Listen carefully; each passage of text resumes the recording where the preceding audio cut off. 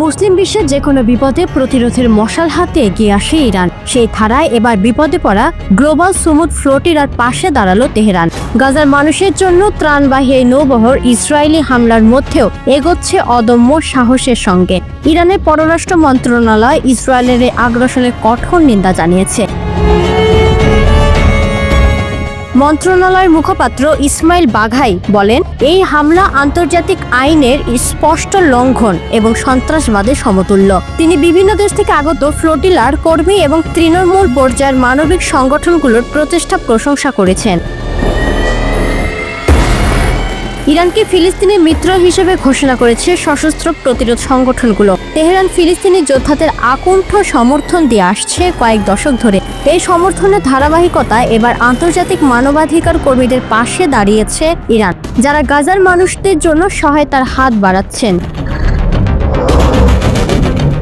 গাজার উদ্দেশ্য যাত্রা করে নৌবহরকে আটকে ইসরায়েল নিজেদের আগ্রাসী প্রাকৃতিক চিত্র আবারও উপস্থাপন করেছে।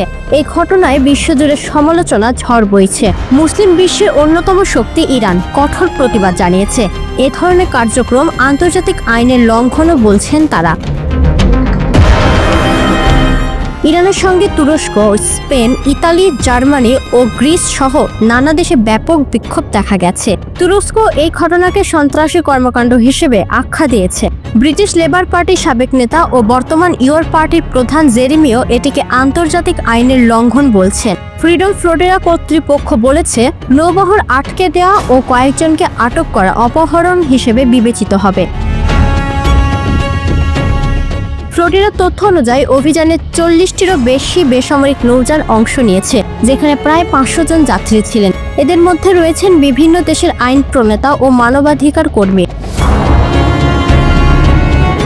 গাজা অভিমুখী ত্রাণবহর আটকে দেওয়ার ঘটনায় ইতালিতে ব্যাপক বিক্ষোভ হয়েছে। রোমের সড়কে রাতভর হাজার হাজার মানুষ প্রতিবাদ করেছেন। শুক্রবার দেশটির সবচেয়ে বড় শ্রমিক ইউনিয়ন ধর্মঘট ডেকেছে। ইতালির পাশাপাশি জার্মানি, তুরস্ক, গ্রিস সহ বিভিন্ন দেশে ফ্লোটিলার বিরুদ্ধে ইসরায়েলের পদক্ষেপের প্রতিবাদে বিক্ষোভ অনুষ্ঠিত হয়েছে।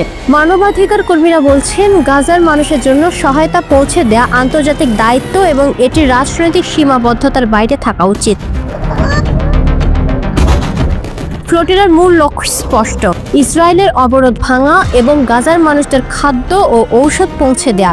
বহরের সদস্যরা জানেন, তাদের সফলতা শুধু মানবিক সহায়তা পৌঁছে দেওয়াতেই সীমাবদ্ধ নয়, এটি আন্তর্জাতিক সমাজকে ইসরায়েলের কর্মকাণ্ডের বিরুদ্ধে সতর্ক বার্তা পাঠানোরও সুযোগ।